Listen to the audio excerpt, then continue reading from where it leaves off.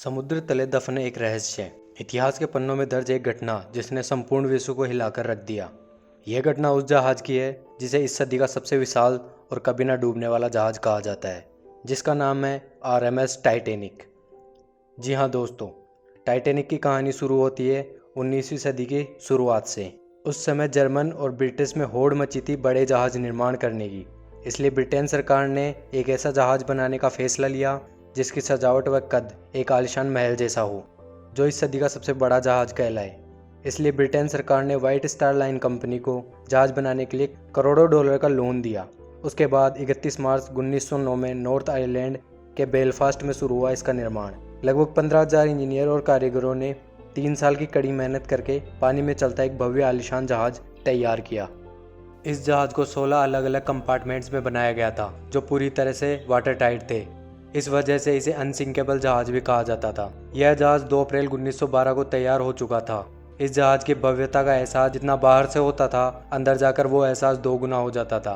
White star line ने जब Europe और अमेरिका के बीच इसकी सेवाओं का ऐलान किया तो लोग रोमांचित हो उठे। 10 अप्रैल 1912 को टाइटैनिक 920 यात्रियों के साथ इंग्लैंड से साउथहैम्पटन से न्यूयॉर्क की तरफ निकला। कहा जाता है जिस समय टाइटैनिक अपनी पहली यात्रा की तैयारी कर रहा था तो इंग्लैंड में 1,50,000 लोग उस आलीशान जहाज को देखने के लिए इकट्ठा हुए थे। टाइटैनिक 700 सवारियों के साथ निकला और शायद अपनी अंतिम यात्रा को।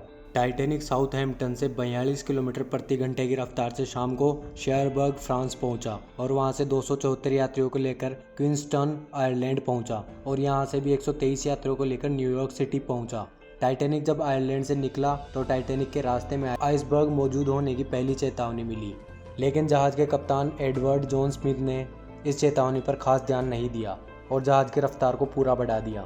टाइटैनिक अपनी फुल स्पीड से समुद्र को चीरता हुआ आगे बढ़ रहा था।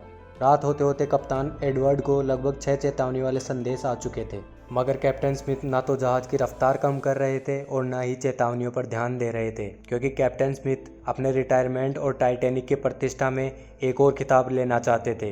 वह टाइटैनिक को विशाल जहाज होने के साथ साथ इस सदी का सबसे तेज जहाज होने का दर्जा भी दिलवाना चाहते थे। 14 अप्रैल की उस अंधेरी रात को कैप्टन स्मिथ ने सुरक्षा बरतने के लिए 2 क्रू मेंबर्स फ्रेडरिक फेल्ट और रेगनार्ड ली को जहाज के ऊपर निगरानी के लिए तैनात किया था, ताकि किसी भी खतरे की चेतावनी तुरंत कैप्टन को दे सके। उस रात समुद्र बिल्कुल शांत था। आसमान में चांद नहीं था, सिर्फ कुछ तारे ही थे जो उस खूबसूरत जहाज को देखकर टिमटिमा रहे थे और उसके आगमन पर मोहित हो रहे थे। तभी अचानक 11:40 पर निगरानी पर तैनात फ्रेडरिक ने जहाज के सामने एक काला सा पहाड़ देखा। उन्हें बर्फ की चट्टान नहीं दिखी। सबसे रोचक बात यह है कि जहाज पर कोई भी टेलीस्कोप नहीं था। यह देख फ्रेडरिक तुरंत समझ गए कि टाइटैनिक आइसबर्ग से टकराने वाला है। फ्रेडरिक ने एक क्षण भी ना गंवाते हुए 3 बार जोर से चेतावनी वाली घंटी बजाई और फिर फोन पर खबर दी कि जहाज के ठीक सामने आइसबर्ग है जिससे जहाज टकराने वाला है। ये सुनते ही जहाज के सारे अफसर जहाज को मोड़ने की कोशिश करने लगे और अचानक हुए डिसीजन से कैप्टन घबरा गए और जहाज को आइसबर्ग से दूर करने की सारी नाकाम कोशिश करने लगे। लेकिन अफसोस 11:50 पर जहाज के राइट साइड का निचला हिस्सा आइसबर्ग से टकरा गया। यात्रियों को पता तब चला जब टाइटैनिक को बीच समुद्र में रोक दिया गया और उसका इंजन ऑफ कर दिया गया। जैसे ही सबको पता चला जहाज टकरा गया तो अफरा तफरी मच गई। लोग यहाँ वहाँ भागने लगे। आंखों के सामने तबाही का मंजर था। आखिर इतनी ताकतवर और खूबसूरत चीज को किसकी नजर लगी? दरअसल जब जहाज टकराया तो टकराव की जगह कीलें निकल गई और उनके निकलने के कारण अंदर की परत खिसक गई, जिसके कारण पानी उस आलीशान जहाज को समेटने में कामयाब हो गया। 2 घंटे 30 मिनट बाद जहाज अटलांटिक महासागर में डूब गया। इस हादसे में 1500 से ज़्यादा पुरुष, महिला एवं बच्चों की मौत हुई थी। इस बारे में कई लिखक और कहानियां हैं। 2010 में हुई एक रिसर्च में रिसर्च टीम ने टाइटैनिक के डूबने की असली वजह पर पर्दा उठाया।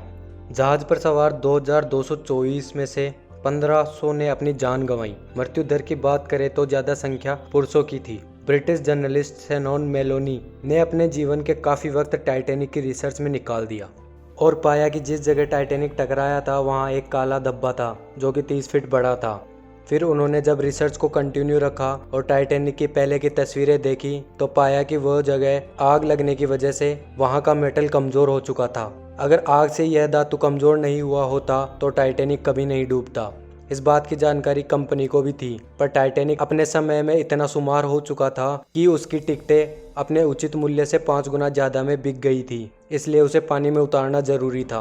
वो दिन इतिहास के पन्नों पर अपनी छाप सूक्ष्मता के साथ छोड़ गया। अब कहने को तो बदनाम भगवान को भी कर रखा है, पर असलियत सब जानते हैं। तो कुछ ऐसी कहानी थी टाइटैनिक की। ऐसी ही रोचक जानकारी जानने के लिए हमसे जुड़े रहिए। हम फिर लौटेंगे नए फैक्ट्स के साथ। तब तक के लिए इजाज़त लेना चाहेंगे। अगर वीडियो अच्छा लगा हो तो लाइक, शेयर और सब्सक्राइब जरूर करें।